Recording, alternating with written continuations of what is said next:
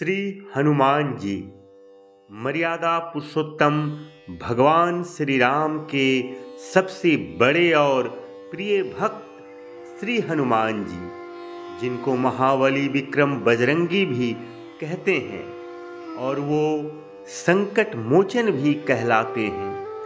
पवन पुत्र अंजनी के लाला श्री हनुमान जी को हम प्रसन्न करने के लिए कई मंत्र, दोहा और चौपाइयों को गाकर उनकी स्तुति करते हैं, जिनसे वे प्रसन्न भी होते हैं और उनके द्वारा की गई कृपा स्वरूप आशीर्वाद से हमारे जीवन की नैया में आए संकट भी दूर होते हैं। मगर हनुमान जी को भी तो कुछ लोग ऐसे ही पसंद होंगे, वैसे लोग भी तो होंगे ही जिन पे सदैव श्री हनुमान जी की कृपा बरसते रहती होगी। तो आइए इस कड़ी में हम लोग आज जानने की कोशिश करेंगे कि श्री हनुमान जी को क्या पसंद है और कैसे लोगों पे उनकी कृपा सदैव होती रहती है।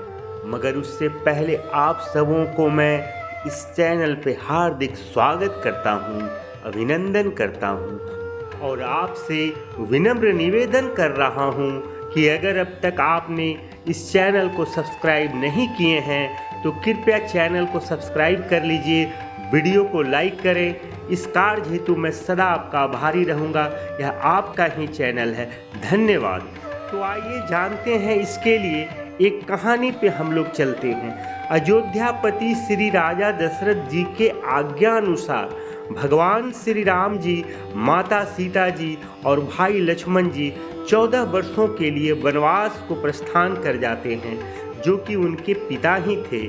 पिता की आज्ञा का पालन करते हुए 14 वर्षों का वनवास के उपरांत प्रभु श्री राम जी, माता जानकी जी और भैया लखन जी अयोध्या पहुंचते हैं। पूरी अयोध्या नगरी ढोल, नगाड़े और शहनाइयों की गूंज से खिल उठता है। चारों ओर खुशियों की बरसात होने लगती है। हर घरों में दीप और मंगल गान की आवाजें गूंज रही होती है।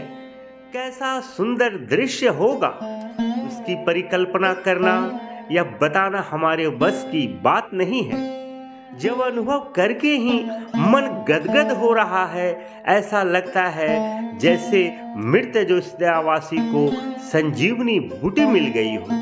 हर अयोध्यावासी अपने समर्थ के अनुसार एक दूसरे को मिठाइयाँ और बधाइयाँ दे रहे थे। भगवान श्री राम के वापसी के बाद प्रभु श्री राम जी का राज्याभिषेक हो रहा था, तो उसके बाद दरबार में उपस्थित सभी लोगों को उपहार दिए जा रहे थे। इसी दौरान माता सीता ने रत्न जड़ित एक बेश कीमती माला श्री हनुमान जी को भी दिए। उस माला को लेकर श्री हनुमान जी थोड़ी दूर पर गए और उन्हें अपनी दांतों से तोड़ते हुए बड़ी गौर से माला के मोती को देखने लगे और उसके बाद एक एक करके उन्होंने सारे मोती फेंक दिए। यह सब दरबार में उपस्थित लोगों ने देखा तो सब के सब दंग रह गए। क्यों ना होते, माला का हर एक एक मोती बेश कीमती था। जब हनुमान जी मोती तोड़ तोड़ कर फेंक रहे थे, तब लक्ष्मण जी को उनके इस कार्य पर बड़ा ही ज्यादा क्रोध आया। उन्होंने फौरन प्रभु श्री राम जी से जाकर कहा, हे भगवान, हनुमान को माता सीता ने बेश कीमती रत्नों और मोतियों से जड़ित माला दिया था और उन्होंने उस माला का क्या किया प्रभु जानते हैं? हनुमान जी ने उस माला को तोड़कर फेंक दिया है। उन्हें रत्नों की इस माला की कीमत का कोई अंदाजा भी है क्या? जिसके बाद भगवान श्री राम जी ने लक्ष्मण जी से कहा, हे अनुज, तुम मुझे मेरे जीवन से भी अधिक प्रिय हो, मगर जिस कारण हनुमान ने उस रत्नों के माला को तोड़ा है, उसका उत्तर भी उसे ही मालूम है।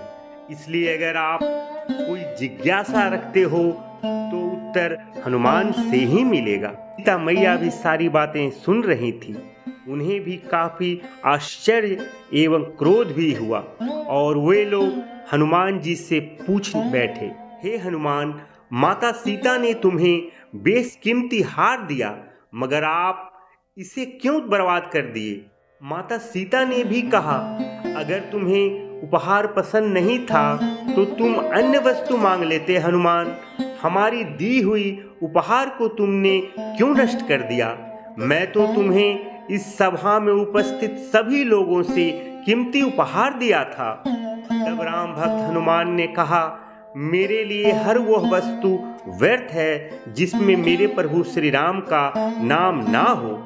मैंने भी यह उपहार अमूल्य समझकर ही लिया था माँ, लेकिन जब मैंने इसे देखा तो पाया कि इसमें कहीं भी राम नाम अंकित नहीं है। हे माता, हे लक्ष्मण जी, मेरे समझ के अनुसार कोई भी अमूल्य वस्तु राम के नाम के बिना अमूल्य हो ही नहीं सकती, अतः मैंने उसे त्याग देना बेहतर समझा। यह बात सुनकर भ्राता लक्ष्मण जी बोल उठे, आपके शरीर पर भी तो राम नाम अंकित नहीं है, तो इस शरीर को आपने क्यों रखा है? इस शरीर को भी त्याग दीजिए। बोलिए, क्या आप इस शरीर का भी त्याग करेंगे? लक्ष्मण जी की बात सुनकर हनुमान जी ने अपना वक्षस्थल यानी अपना छाती तेज नाखूनों से फाड़ दिया और उसे लक्ष्मण जी को दिखाया, जिसमें श्री राम जी और माता जानकी जी दिखाई दिए। इस घटना को देखकर, इस दृश्य को देखकर लक्ष्मण जी इस बात से आश्चर्यचकित रह गए और उन्हें अपने गलती का एहसास हुआ। लक्ष्मण जी को उनके प्रश्न का उत्तर मिल चुका था और शायद हम लोगों को भी मिल चुका है, क्योंकि ऐसी मान्यता है कि बजरंगबली को अगर प्रसन्न करना हो तो उनके नाम का जाप करने की बजाय भगवान श्री राम नाम का जाप करना चाहिए। इससे हनुमान जी अत्यंत प्रसन्न होते हैं और अपने भक्त पर अपनी कृपा बनाए रखते हैं, क्योंकि श्री हनुमान जी ने ही कहा है, जिस वस्तु में राम नहीं वो आए ना मेरे काम। मेरे मन में बसे हैं राम, मेरे तन में बसे हैं राम। बोलो राम राम राम, बोलो राम राम राम। आशा करता हूँ आपको वीडियो अच्छी लगी होगी। आप सुखी रहें, स्वस्थ रहें। भगवान श्री राम जी की, हनुमान जी की कृपा सदैव आप पे बनी रहे। ऐसी शुभ मंगल कामनाओं के साथ आज का वीडियो को विराम देने जा रहा हूँ। जय श्री राम।